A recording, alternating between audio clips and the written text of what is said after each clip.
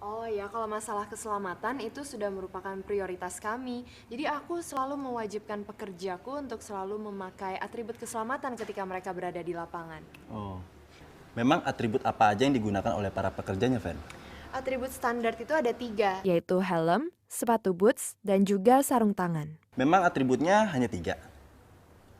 Ada banyak mas atribut keselamatan itu. Ada helm yang berfungsi melindungi kepala dari hantaman benda keras. Biar nggak kejedot ya, Fen, kalau pekerjaannya bolak-balik sana kemari. Iya, terus ada juga pelindung mata yang biasa kita sebut dengan kacamata yang berfungsi untuk melindungi mata dari serbuk atau debu-debu yang berterbangan di lokasi pengerjaan yang bisa membahayakan mata. Kasian mereka ya, kalau kena angin pada kelilipan. Kamu bisa aja deh. Aku bener kan? Terus, Fen? Lalu ada masker yang berguna untuk menyaring debu atau polusi di sekitar lokasi pengerjaan yang bisa membahayakan pernafasan. Selain masker, bisa juga menggunakan kain sebagai penggantinya. Kemudian ada sarung tangan yang pastinya berfungsi untuk melindungi tangan dari bahaya sentuhan atau gesekan panas akibat kimia atau bahan-bahan bangunan itu sendiri. Selain itu, untuk alas kaki harus menggunakan sepatu boots yang berguna untuk melindungi kaki dari bahaya benda-benda keras atau tajam, termasuk bahan kimia yang berada di lapangan. Fen, kalau harness itu gunanya apa? Oh, kalau harness atau sabuk keselamatan itu digunakan oleh para pekerja untuk menahan beban tubuh pada saat bekerja di atas ketinggian. Serem juga ya, kalau ada yang jatuh karena nggak pakai harness. Iya. Lalu terakhir yang gak kalah penting juga adalah rompi penanda tubuh. Rompi itu akan terlihat menyala jika terkena sinar pada keadaan gelap. Makanya penting sekali pekerja untuk menggunakan rompi ini ketika mereka bekerja di malam hari. Wah, kamu tahu ini semua dari mana, Fen? Padahal jarang sekali saya melihat para pekerja-pekerja itu memakai itu semua. Apalagi pada saat di lapangan. Aku juga tahu soal ini karena belajar dari standar keselamatannya Holcim, Mas. Waktu kemarin main ke pabrik semennya, jadi mereka memang sangat peduli dengan keselamatan para pekerjanya. Bener juga ya, Fen. Jadi mereka bisa bekerja dengan baik, terhindar dari bahaya dan juga tepat waktu ya. Pantesan, kamu pede banget sama masalah proses pengerjaan. Kamu punya pekerjaan yang siap tempur. Bisa aja nih si Sarah. Kesimpulan dari safety atau keselamatan kerja. 1. Pastikan resiko keselamatan di lapangan sebelum melakukan pekerjaan. 2. Gunakan alat-alat keselamatan untuk menghindari kecelakaan kerja.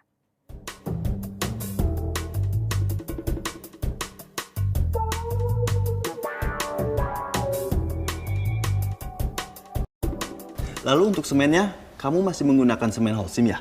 Tentunya Mas Dito, semen Holcim kan sudah terkenal dengan kualitasnya sebagai semen yang hanya perlu sedikit air, tapi kerjanya lebih cepat dan hasil yang tahan lama.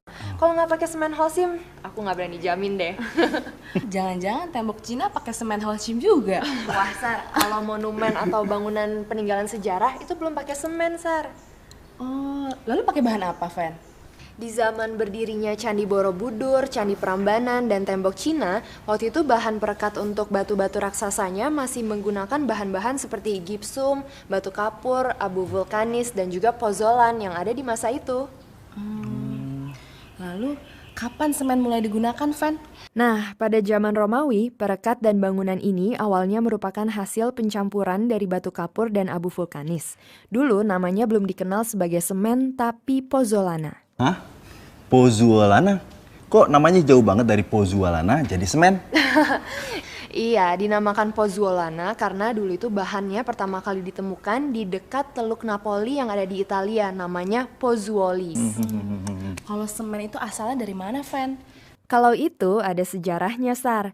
Jadi, pozzolana itu sempat menghilang dari peredaran pada saat kerajaan Romawi runtuh.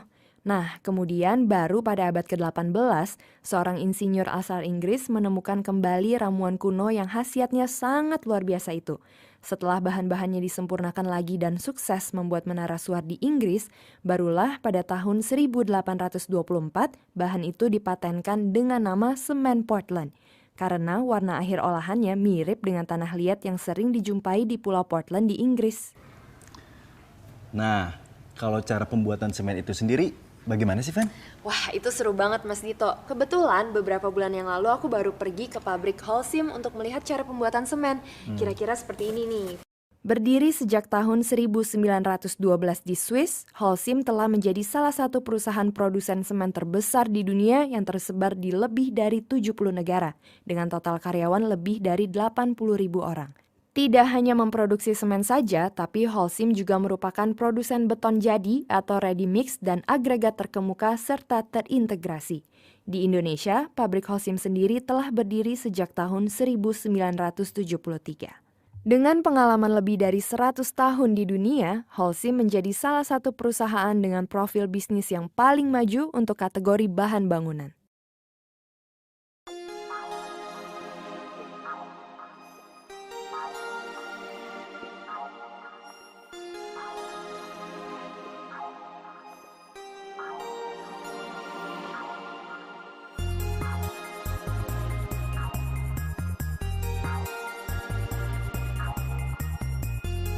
Ada 4 bahan utama di dalam proses pembuatan semen, yaitu batu kapur, tanah liat, pasir besi, dan juga silika. Untuk 2 bahan baku batu kapur dan tanah liat itu didapatkan dari penambangan gunung kapur yang ada di pabrik Holcim, sedangkan bahan lainnya disuplai dari luar pabrik Holcim. Penambangan batu kapur itu sendiri berawal dari proses peledakan atau yang biasa disebut dengan blasting. Nah, seperti ini prosesnya.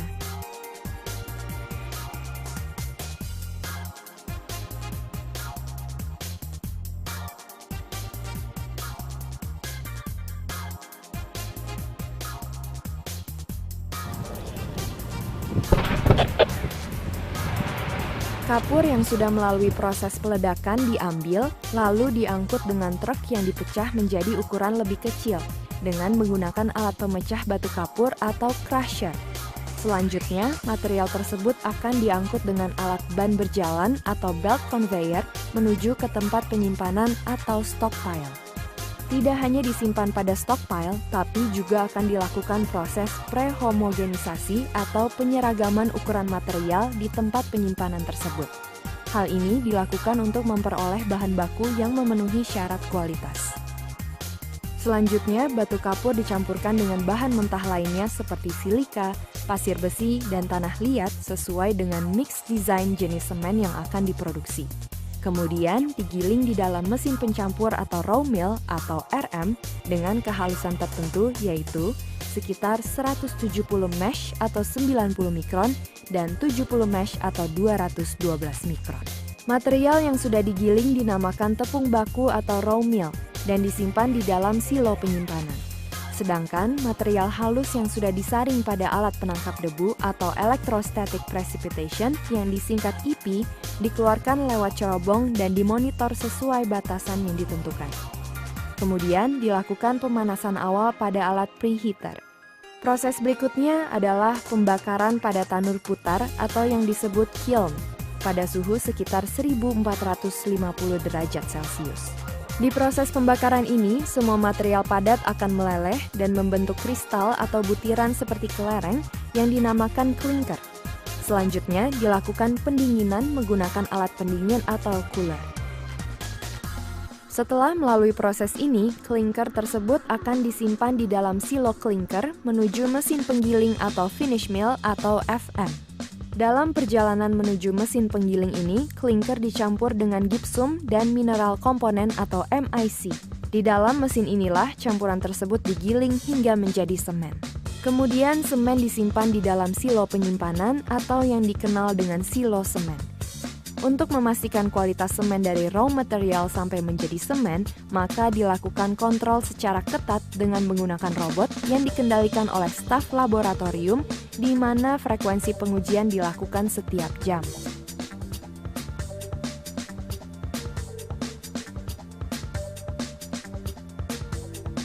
Kenapa pakai robot? Karena cuma robot yang bisa bekerja terus-menerus tanpa henti dan dapat memberikan hasil tes secara akurat.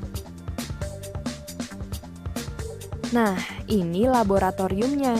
Semua tes yang dilakukan di laboratorium ini berfungsi untuk memastikan kualitas semen yang diproduksi terkontrol dengan tepat. Adapun testing yang dilakukan seperti Flow test dilakukan untuk mengetahui kekentalan atau keenceran dari mortar semen. Setting time dilakukan untuk memastikan waktu pengikatan semen. Lalu, tes ekspansi adalah untuk mengetahui proses penyusutan dan pengembangan mortar semen. Setelah itu dilakukan pembuatan benda uji kuat tekan mortar. Kemudian, benda uji tersebut dirawat di alat moist box hingga mencapai umur pengujian. Selanjutnya, dilakukan pengujian dengan menggunakan compressive strength yang merupakan mesin untuk mengetahui kuat tekan dari mortar di umur 7, 14, dan 28 hari. Di sini juga ada laboratorium kimia dengan teknologi yang sangat lengkap loh. Dan Holcim juga memiliki mikroskopi yang hanya ada satu-satunya di Indonesia maupun Asia Tenggara. Alat ini digunakan untuk memonitor kualitas klinker selama proses produksi. Yang menarik, selain memproduksi semen, Holcim juga memproduksi kantong sak semennya sendiri loh. Dalam proses pembuatan kantong ini juga dilengkapi dengan kode produksi untuk memastikan kapan kantong-kantong tersebut siap dipakai. Dan sebelum digunakan, kantong tersebut harus lolos uji dengan alat drop test dan dilakukan secara acak. Setelah kualitas semen teruji dengan baik, maka semen tersebut akan menjalani proses terakhir, yaitu pengemasan dan pengiriman. Untuk semen curah akan disimpan dalam silo semen curah, sedangkan untuk semen sak akan dikemas dalam dua jenis ukuran, yaitu 40 dan 50 kg. Backcode atau kode kantong ini adalah kode yang tercatat di setiap sak semen dan memberikan informasi tentang pabrik pembuatan, kode produksi, jalur pemuatan, dan pendistribusian. Kode ini berguna untuk memudahkan penelusuran apabila terjadi keluhan dari pelanggan di kemudian hari. Semua proses pengantongan ini menggunakan ban berjalan secara otomatis yang mengantarkan semen hingga ke atas truk.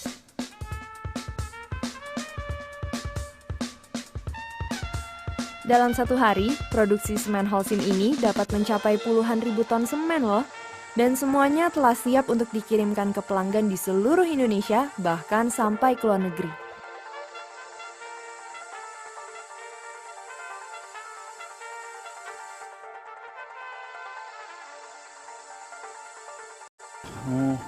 Iya, saya juga nggak nyangka kalau proses pembuatannya itu memakai teknologi yang sangat canggih rupanya.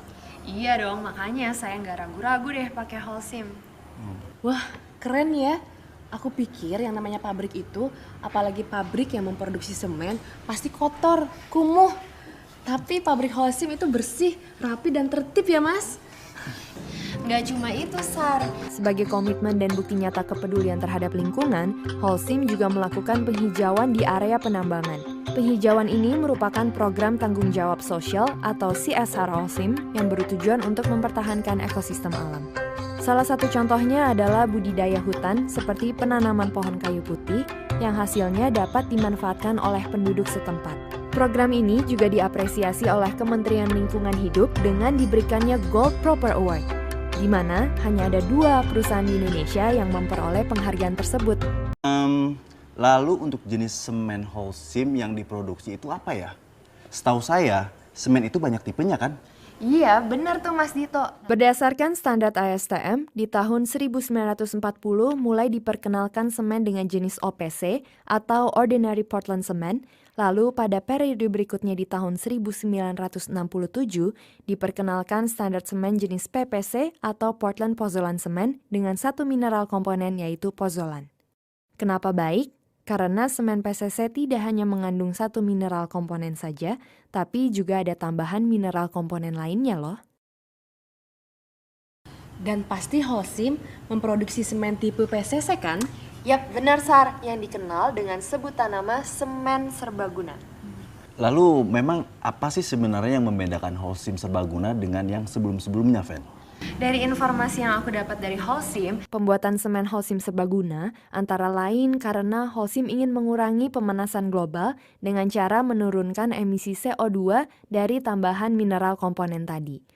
Penambahan tersebut juga memperbaiki kualitas aplikasi di lapangan loh, seperti mengurangi penggunaan air yang berlebihan yang dapat menimbulkan masalah di lapangan.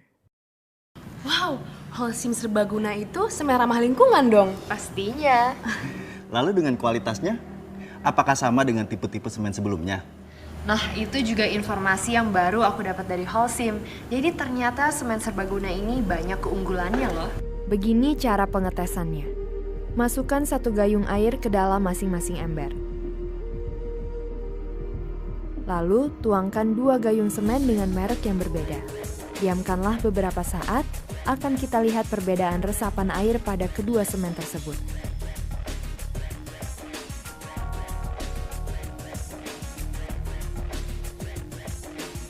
Kemudian, aduk kedua semen secara bersamaan, dan bisa kita lihat Holcim Serbaguna menyerap air lebih sempurna sehingga lebih mudah diaduk dan pulen. Nah, pemakaian air bisa lebih sedikit loh, sehingga pengerjaannya pun lebih cepat dan hasilnya juga lebih tahan lama. Semen serbaguna itu juga semen untuk segala kebutuhan. Bisa dipakai untuk semua aplikasi dari pasangan, plesteran, acian, hingga pembetonan. Mitos yang berkembang di masyarakat saat ini, OPC memiliki kuat tekan lebih tinggi dari PPC dan PCC. Namun, hasil uji kuat tekan pada beton menunjukkan bahwa beberapa merek PCC lebih tinggi dari kuat tekan OPC dan PPC. Aku penasaran nih, kalau pasir itu bagian dari semen nggak sih? Bukan, Sar. Pasir itu adalah bagian dari agregat.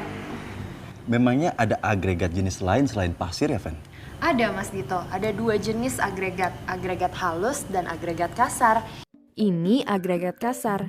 Agregat kasar atau batu yang berbentuk pipih adalah salah satu contoh batu yang tidak disarankan. Sedangkan batu dengan tekstur ini adalah batu yang disarankan karena permukaan kasarnya dapat digunakan untuk menghasilkan kuat lekat yang lebih baik. Selain itu, hal yang perlu diperhatikan adalah batu harus bersih dari lumpur atau tanah liat.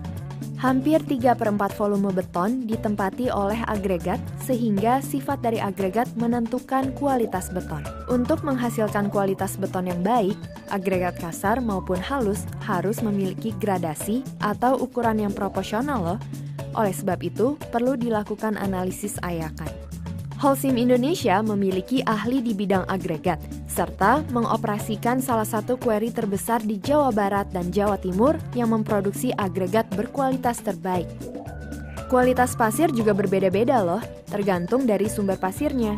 Ada pasir yang berasal dari gunung dan bantaran sungai. Pasir tersebut cenderung lebih banyak mengandung lumpur atau tanah liat dan akan membuat daya rekat menjadi turun sehingga membutuhkan banyak semen. Sementara pasir laut biasanya memiliki kandungan organik yang tinggi dan menyebabkan pengikatan terhadap semen atau dikenal dengan waktu setting menjadi lebih lama. Kalau semen itu kan ada pengetesan kualitasnya. Kalau pasir ada juga nggak? Karena menurut saya sayang aja kalau kita sudah menemukan bahan semen yang bagus, tetapi pasirnya tidak bagus. Nah, itu ada caranya Mas Dito. Supaya kita tahu kualitas pasir yang kita miliki, kita harus melakukan tes laboratorium untuk mengetahui kandungan organik atau juga kandungan lumpur. Caranya, Fen? Nah, ini ada contoh gambarnya. Untuk tes kandungan organik di laboratorium, pertama-tama ambil sampel pasir yang akan digunakan ke dalam gelas ukur. Lalu, masukkan NaOH 3% sebanyak setengah volume. Setelah itu diaduk, kemudian biarkan selama sehari. Setelah dibiarkan seharian, maka akan terjadi perubahan warna di gelas ukur itu, tergantung kandungan organik yang terdapat di dalam pasir tersebut. Jika warna air yang dibiarkan itu cerah, berarti pasir itu memiliki kualitas yang bagus. Sebaliknya, jika warnanya menjadi keruh atau gelap seperti kopi, berarti kualitas yang dimiliki pasir itu jelek. Untuk melakukan tes organik di lapangan, caranya seperti ini. Masukkan baking soda atau pengembang kue ke dalam botol sebanyak 3 sendok makan. Setelah itu, masukkan 300 ml air dan kocok sampai semua baking soda larut.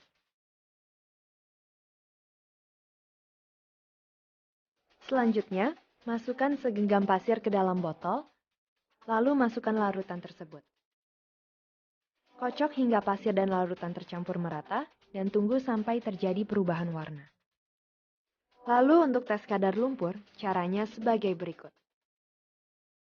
Isi botol dengan pasir setinggi 10 cm, lalu tambahkan air. Kocok dan biarkan sampai terjadi pengendapan. Di situ akan terlihat ada dua lapisan, yaitu lapisan pasir dan lapisan lumpur, yang dapat diukur dengan penggaris. Endapan lumpur yang masih ditoleransi tebalnya setengah sentimeter dari 10 cm. Sedangkan jika endapan lumpur lebih dari itu, berarti kualitas pasir itu jelek. Ternyata tes kandungan organik dan lumpurnya simple banget ya, Fen? Iya, dan harus diingat, kita nggak boleh malas untuk selalu mengetes kandungan bahan-bahan mentah lainnya, karena pasir itu kan nggak memiliki standarisasi seperti semen. Dari tes itu bisa dilihat kualitas pasir yang kita miliki, Sar. Jika kandungan organiknya tinggi, berarti waktu pengeringannya jadi lebih lama, dan kalau pasir yang mengandung banyak lumpur, hasil plester juga bisa retak. Untuk mengatasi pasir yang jelek juga ada cara-caranya loh. Seperti dengan cara dicuci, dicampur dengan pasir yang kualitasnya bagus, juga bisa dengan penambahan semen dalam adukan. Berarti tes organik dan lumpur pada pasir itu penting banget ya, Fen? Tapi ada yang tidak kalah pentingnya loh, yaitu untuk membuat beton dengan kualitas yang bagus, ada satu bahan penting, yaitu air. Air? Iya, air berfungsi sebagai bahan pengikat di semen, Sar. Dan air yang digunakan itu harus bersih dan bebas dari bahan-bahan yang merusak. Sedangkan air laut sebaiknya tidak digunakan untuk menghindari terjadinya karat pada tulangan. Wah, berarti beton itu mirip tubuh kita ya. Sama-sama butuh air bersih supaya sehat dan kuat. Si Sarah nih yang bisa aja ya. Tapi kita juga harus ingat, jadi air yang digunakan itu jumlahnya harus terukur, yaitu tidak boleh berlebihan. Ya, jadi kira-kira seperti itulah. Jadi makin seru nih ngobrolnya. Iya. Kita pindah ke ruanganku aja yuk. Mau Boleh. kan? Yuk kita Boleh, pindah yuk. aja ke dalam. Yuk. Lewat sini. Iya.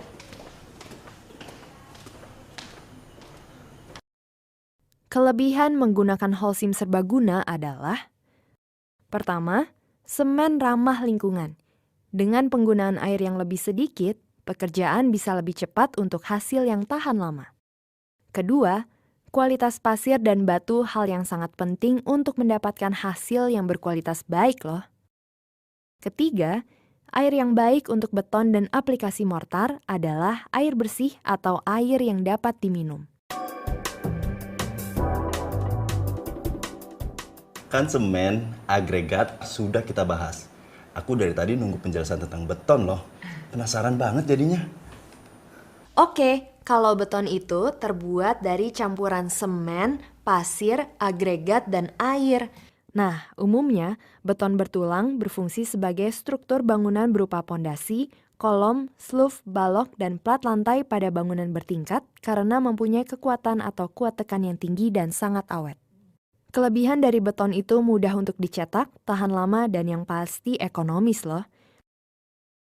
Tapi ada juga kekurangannya, tegangan tariknya rendah dan mengalami penyusutan.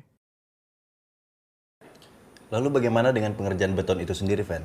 Pengerjaan beton ada langkah-langkah yang harus diperhatikan, yaitu mulai dari persiapan, pencampuran, pembetonan atau pengecoran, perawatan, dan pengujian seperti ini.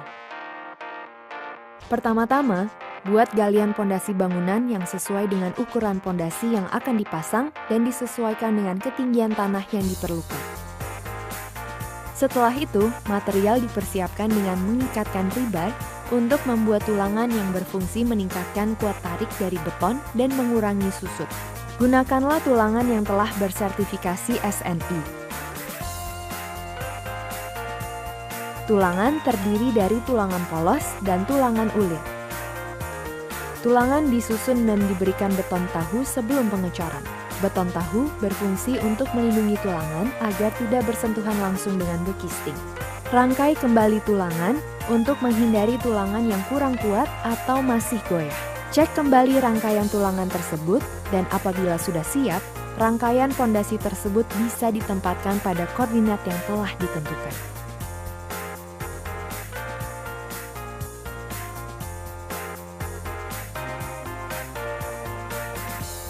Sebelum memasuki proses pengecoran, lakukan persiapan dengan menggunakan peralatan dan bahan yang akan digunakan untuk membuat adukan beton. Buat adukan beton dengan perbandingan 1 ember semen, 2 ember pasir, 3 ember batu pecah, dan 1-1,5 ember air. Dan harus selalu dipastikan menggunakan material yang berkualitas bagus. Untuk pengadukan beton bisa dilakukan dengan menggunakan mesin molen atau secara manual. Dan jangan lupa untuk selalu cek kondisi adukan sebelum ditambahkan air. Dan airnya jangan sampai berlebihan ya.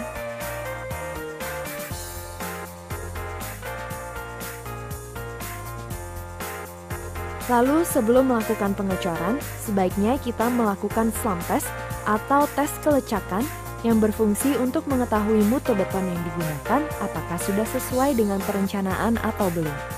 Mutu beton bagus adalah yang memiliki tingkat kelecakan 8-10 cm. Apabila diinginkan slump lebih dari 10 cm, bisa menggunakan aditif beton untuk mengencarkan adukan. Setelah itu, untuk memastikan kualitas beton sebenarnya dari campuran yang sudah dibuat, maka dibuat sampel atau benda uji dengan menggunakan cetakan berbentuk kubus atau silinder. Dan setelah 24 jam, benda uji dilepas dari cetakannya, lalu dibawa ke laboratorium untuk perawatan dan pengujian kuat tekan. Kemudian, lokasi dibersihkan, lalu tuang campuran beton dengan tinggi jatuh maksimal 1,5 meter. Setelah dituang, beton dipadatkan. Pemadatan dapat dilakukan secara manual atau menggunakan mesin vibrator.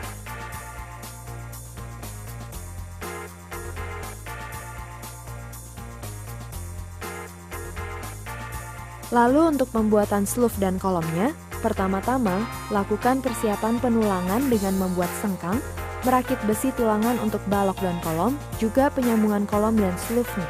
Sementara untuk pemasangan bekisting, siapkan bekisting sesuai ukuran. Pasang perkuatan sluf dengan menempatkan besi-besi tulangan. Beri penopang sementara, lalu tulangan sluf dan tulangan kolom harus saling bersambungan.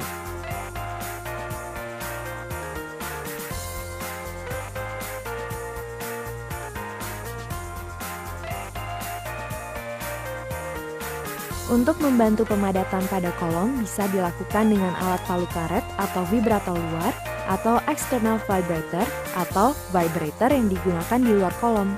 Bekisting pada kolom bisa dilepas setelah umur 1 hari, sedangkan untuk bekisting lantai dilepaskan setelah umur 2-3 minggu. Nah, itu aplikasi yang biasanya dilakukan di lapangan.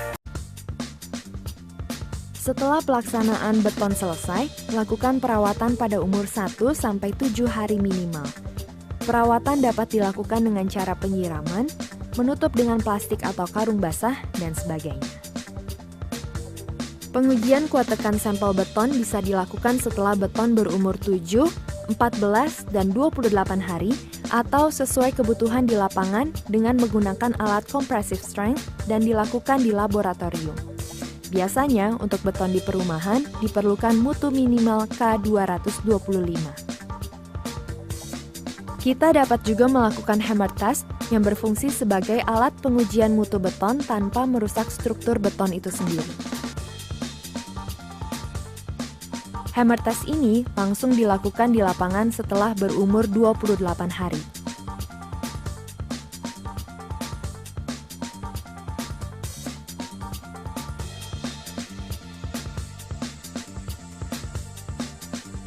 Jika kualitas beton tidak baik, biasanya beton akan mengalami keropos, rapuh, bleeding,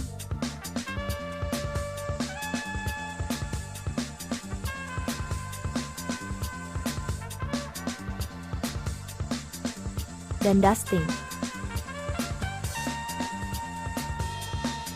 Untuk mengetahui dan mendapatkan kualitas beton yang baik, aku sarankan kalian untuk ke Ready Mix Holcim Beton. Ada di Jakarta dan ada di Surabaya loh. Beton. Persiapan.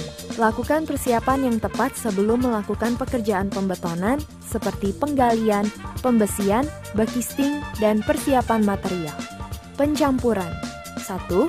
Takaran air sesuai dengan kebutuhan dan jangan berlebihan. 2. Sesuaikan keencaran beton untuk kemudahan bekerja. 3. Untuk memastikan kualitas, siapkan sampel beton untuk uji kuat tekan. Pembetonan. 1. Jenis-jenis pembetonan seperti pondasi, sloof, kolom, dan plat lantai. 2. Perhatikan tinggi penuangan beton. 3. Lakukan pemadatan dengan benar. 4. Lakukan perawatan selama minimal 7 hari. Solusi rumah. Untuk aplikasi beton di solusi rumah, lebih mudah, lebih cepat, dan dengan kualitas lebih baik. Solusi rumah menawarkan proses pembuatan aplikasi yang lebih praktis dan cepat.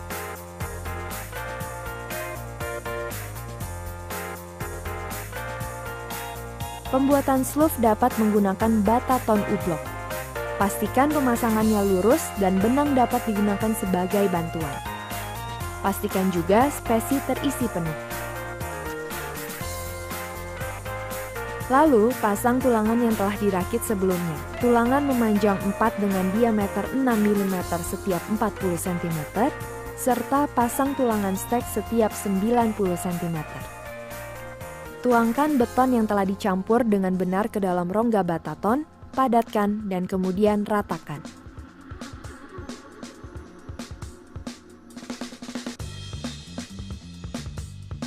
Solusi rumah juga menawarkan cara yang praktis untuk membuat kolom.